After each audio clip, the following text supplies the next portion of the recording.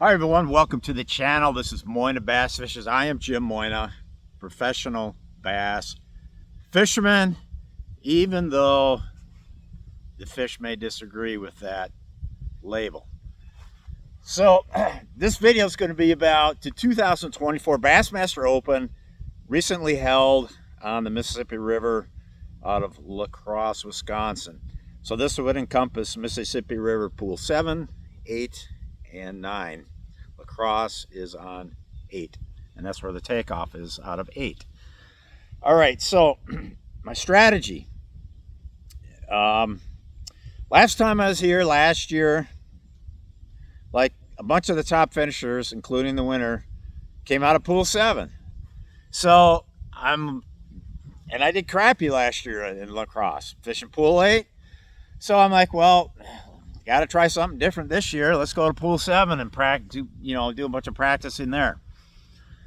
So that's what I did. I practiced in Pool 7, and I practiced and fished and fished, casted and casted, and really had a hard time catching fish. I did come into, on the first day of practice, I did come into an area that had some quality bass. I'm talking like 2.5 to 3.5 pounders. The kind of stuff that, you want to have a steady diet of that size of fish in a tournament down there, and that's going to land you in a good place. So I had that hopes on day one. But it took a long time to get there. It took a long time to find that place. And you just fish. You just cast and fish, throwing at grass, using top waters such as spook baits, using frogs, using swim baits, using eco rigs. That's kind of what I was doing. So the next day of practice, we get 5 days of practice. The second day, my strategy is like, I've got one really nice kind of sweet area. Let's expand on it. So I went there and I fished and fished and fished and fished and fished and barely caught anything all day. Third day of practice, I go out there. Same thing. Fish hard all day, and I find one little area where I caught a couple nice ones up in Pool 7. I'm just throwing all my eggs in one basket.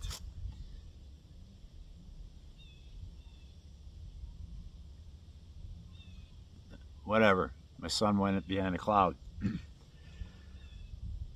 So I realized that I'm spending a lot of time fishing and not catching.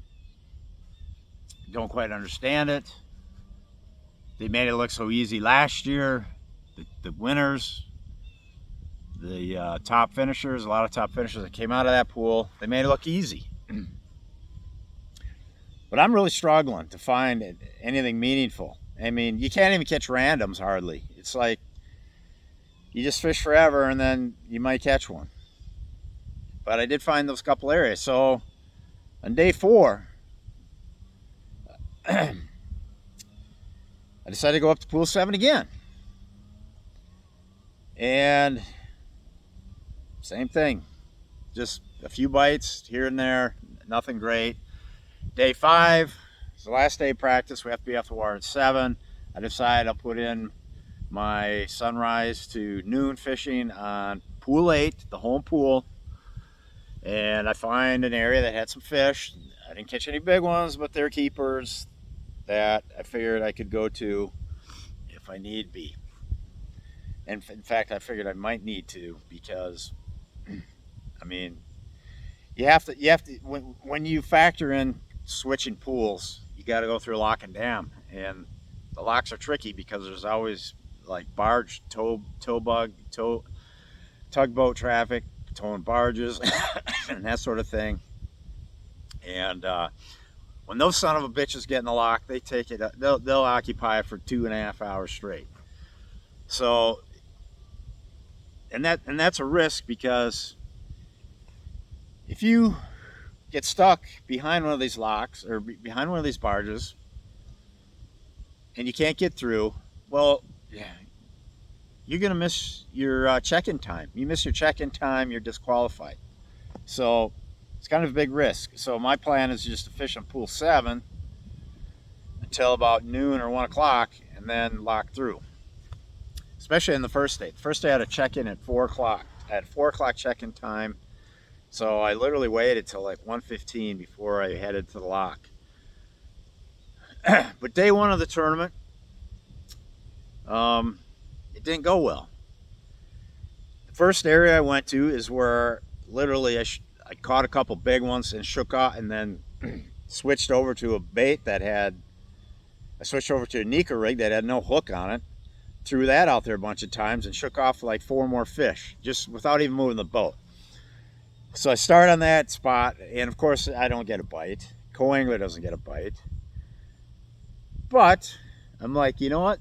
And it's an edge. It's an edge from weeds to clean sand, and it's an edge that goes for quite a ways. So I'm like, all right, we'll just follow this edge, and eventually I think we're going to run into them.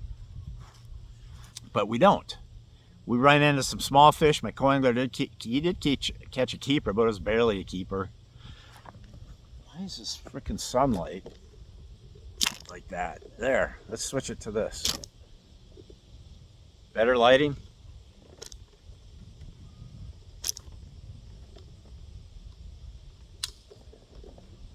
There, maybe a little better. All right, so there goes a vulture. Sorry for that interruption, but my co-angler catches a fish, and then we catch some short ones. But it's just a grind. It's just a nasty grind, and time's clicking. A couple hours goes by, and I got nothing. Well, finally, where did I catch my first fish? Was it there? I don't know. Finally, I caught one. Yeah, okay, yeah. I actually went to my second spot. I went to another stretch of a weed line where there was all kinds of fish in practice, short ones, but I did catch a couple keepers. Fished through that whole freaking weed line, never had a bite until I got to a section where I really didn't have much confidence, but I'm like, well, I'll just keep moving through here, and then I finally caught a keeper. It's my first keeper, the only one I caught there. Caught a few other short ones there. So now I move to another weed line, and that is where I end up catching my limit. But I don't know what happened to the size. These were just like 14 and a half to 15 inches. It was a 14-inch minimum size limit in this tournament. But where were my 3-pounders that were there in practice? I don't know. Not sure. So, boy, some heavy clouds are moving in. Man, these fish are... It is like over 80 degrees right now here in north central Minnesota, which is unusually warm for September. And, oh my God, when you get weather like this, and now you get clouds coming. You've had this lake heating up all day long.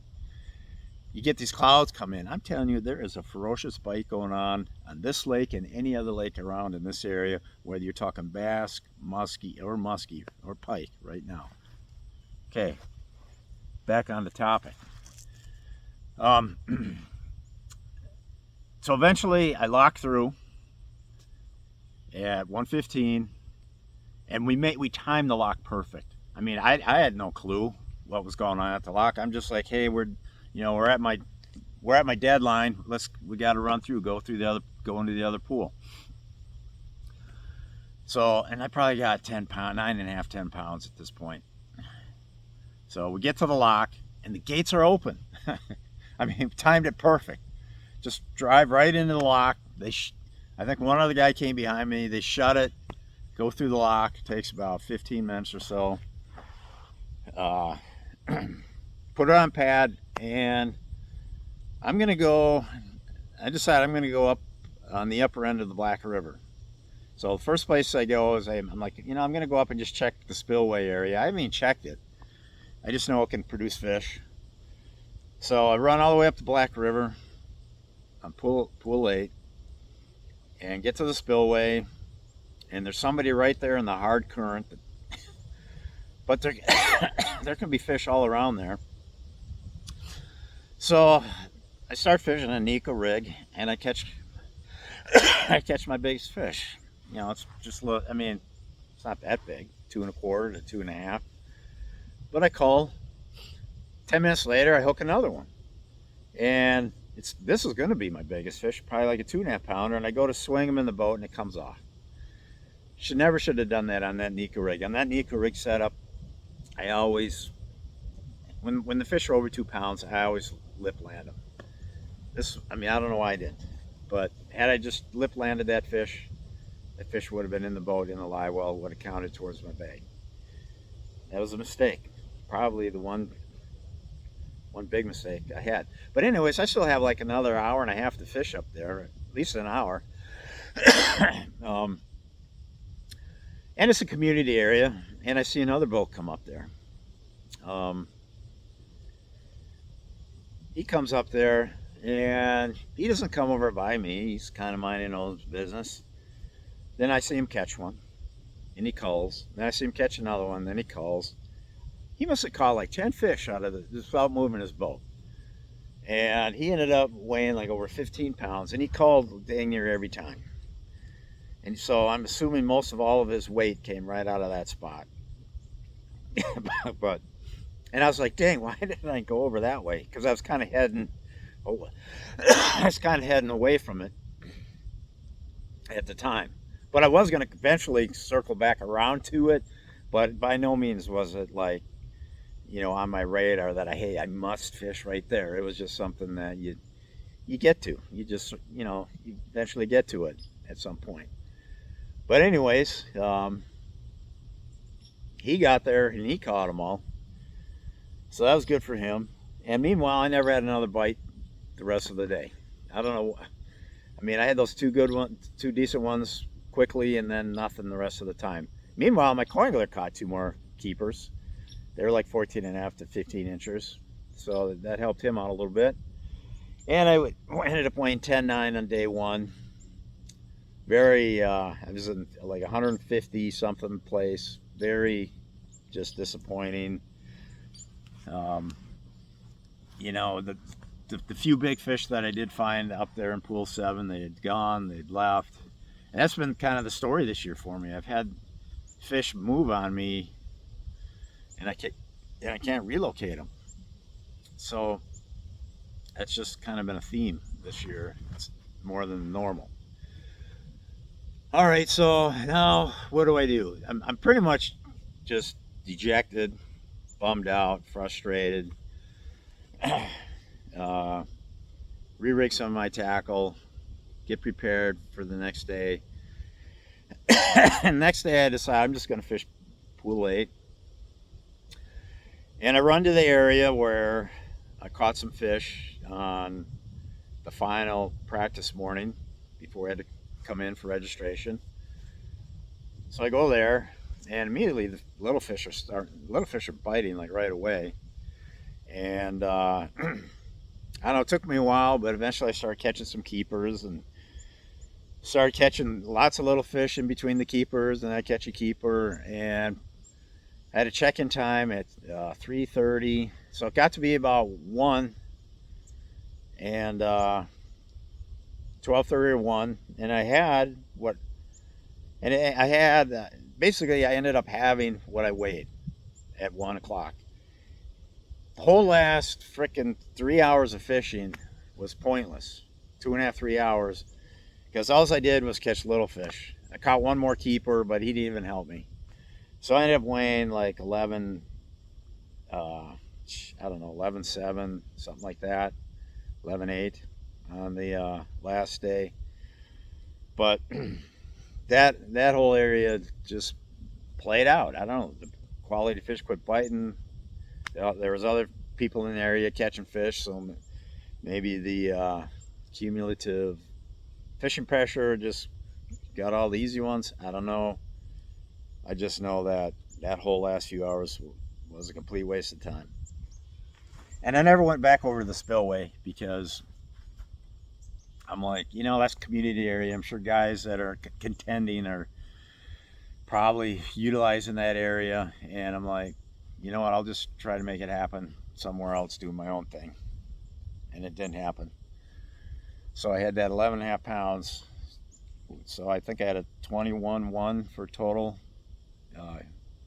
No. Yeah. 20. I don't know. What, 22-1? Whatever it was. Yeah, it must have been 22-1 for total, which put me like in 134th place out of 215. So, in that last area in the second day, that most of those fish came out on an eco rig. I think I caught one on a little swim bait on a 1/4 ounce all-terrain tackle, smallie smasher head with a 3-inch swim bait by Billy Rub Baits, and then the Nico rig was the other thing that I caught them on, probably most of them, but totally not the right place to win. Totally not the right place to win. Sure there might have been a chance where I could have caught a 4-pounder in that area, because you never know, but was I going to catch a limit of 4-pounders there, or a limit of 3-pounders, 3.5-pounders? No. As it turns, I mean, I know this in hindsight. Didn't know that ahead of time. But in hindsight, I see that now. It was just freaking a big waste of time. Just catching fish that are fish. So here's the lesson. So, I did watch the final weigh-in highlights, watch the highlight reel that Bassmaster puts out. Read some of the reports of how guys were fishing and what they were saying, the guys in the top 10 and that. And I think the winner came out of pool 8. I think second place came out of pool 8, maybe third. I don't know about the rest. I do know that people got locked out on day 2. The locks were a mess. People that tried to come down out of 7 into 8 at the end of the day, those guys got caught and missed lock time and missed check-in times. I know guys that were down in 9 that needed to come up to 8 to run back to check-in. I know a bunch of those guys missed their check-in times and had to record a 0 for the day. So the locks were an absolute mess. So here's the thing. Excuse me. Just reeling in the aftermath of COVID-19. I'm feeling fine. It's just I got this lingering cough. Excuse me. So, probably about 4 years ago, MLF had a super tournament down there where I made a low check fishing up in 7. But I had the scare of my fishing career when a lock was in the lock, because I was up in 7 and I wanted to come down through to check in, and there was a barge, and let's just say, and we had to run all the way down to Stoddard, which is towards the lower end of the pool, to check in. So this barge finally got through. I finally got in the lock, got through the lock, put it on pad, and got back to check in with like 30 seconds to spare. Had it been any longer, I would have stopped penalties. Well, I made a low end check barely, and it was all because I made it on time. If I was going to be late, it's 1 pound per minute penalty, and then once you get to 15 minutes, it's just complete disqualification. So even a 1 pound penalty would knock me out of a check, and I think that was a $10,000 check for that super tournament. But anyways, after that tournament, I vowed I was never going to frickin' do any locks ever again. Well, here I was this year doing locks again. And that's only because I just saw how well the guys up in 7 did last year. I'm like, well, how can you ignore that? And then my first day of practice up there, I run into that one school that was pretty nice. I mean, those are nice caliber fish in that school. But I don't think I'm ever going to lock again. I don't care. The winner won out of pool 8. Even last year, there were guys that made top 10s out of pool 8. So why even mess around? I'm just going to do pool 8 from now on. I mean, 9, part of me thinks, well, what about 9? I mean, I've hardly ever fished 9. I mean, many years ago, I fished a red man, went down to 9, and finished in the middle of the pack. But I don't know. It's just on a multi-day tournament, when you're fishing for annual of the year points, it certainly makes sense to not lock through. And that's part of why I did, and that's another reason why I locked through to 7 this year, because I felt like I was out of the running for a top 9 spot in the annual of the year points. You know, sitting like in 33rd place, and I was like 180 points out of 9th, so which is too far. You're not going to make it all the way to 9th, even if I was to win both of the last 2 tournaments.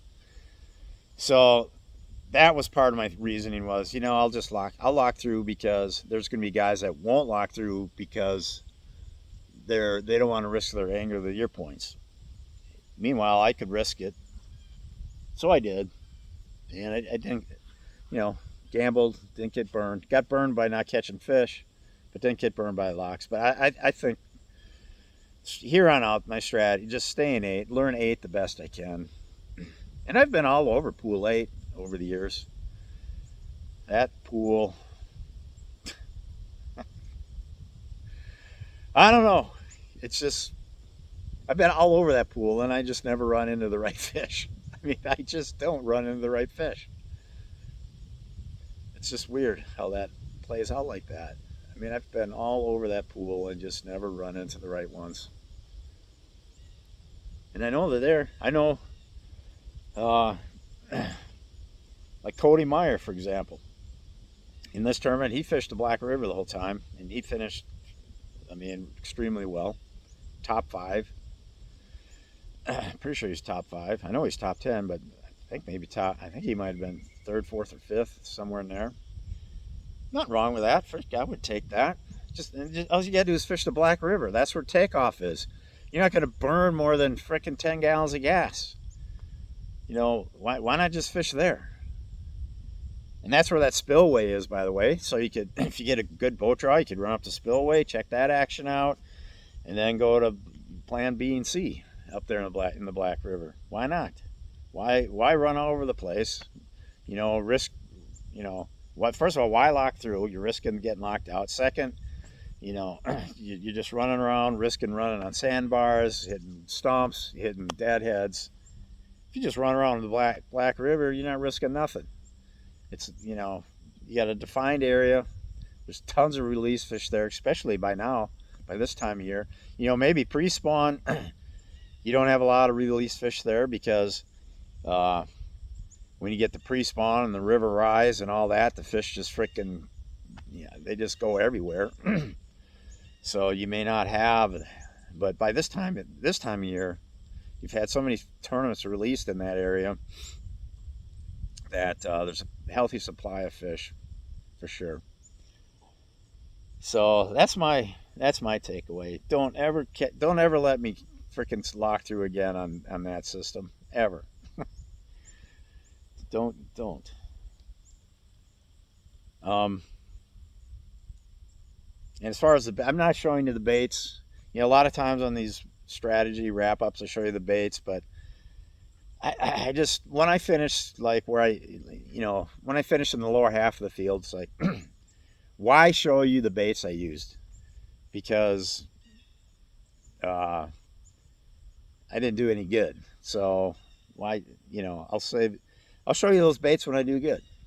Okay, when they work, when they land me good place. But why bother showing you them now? Because obviously guys had other better baits. But do they really have better baits or just better areas, right? We don't really know for sure, but I'm not going to show you a bait that I used that landed me in 130 some place. Just doesn't make sense. So anyhow, yeah, that's about it. I will remember that tournament as having to deal with COVID-19 through practice. The day before practice on a Friday was probably where I bottomed out with it. It's where I was really hurt, you know, really laid the most by it. And Saturday didn't get on the water to practice till 9.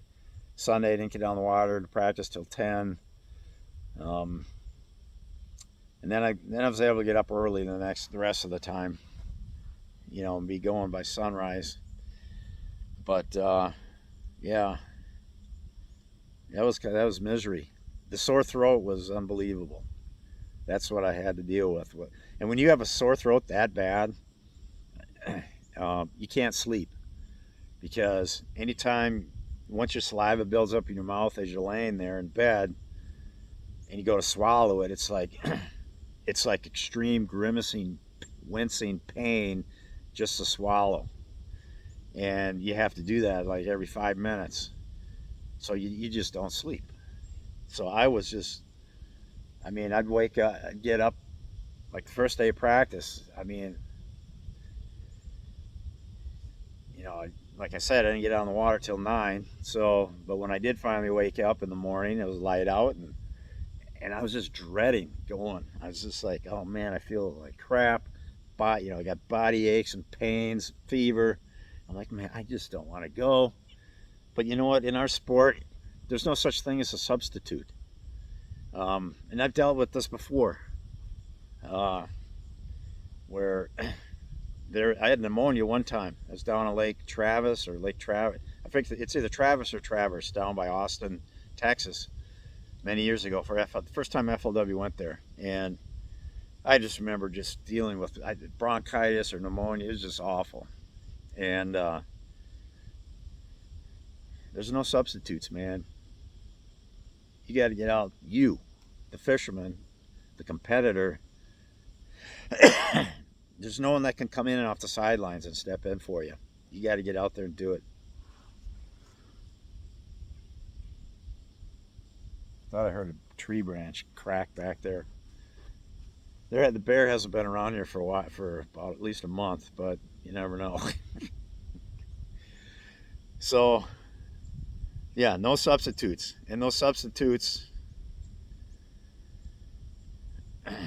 I would have gladly had a substitute for the first couple of days of practice there in LaCrosse, gladly, but I stayed. You know, I did get on the water late, but I stayed till the end. Well, I guess on what would have been Sunday, the second day, I stayed almost till about 5:30. But I had an equipment issue I had to deal with, so that's why I had to come off early. So anyhow, that is all I got to say for LaCrosse. And I don't know. There's lots more fishing to be done this season, so you'll see more of me if you want to. Thanks for watching this video. I know there's 1,000 million YouTube fishing channels, and you never see me catch. It's usually me just standing here talking about fishing. So thanks for tuning in and listening. And we'll be having more videos soon. Thank you. Over and out.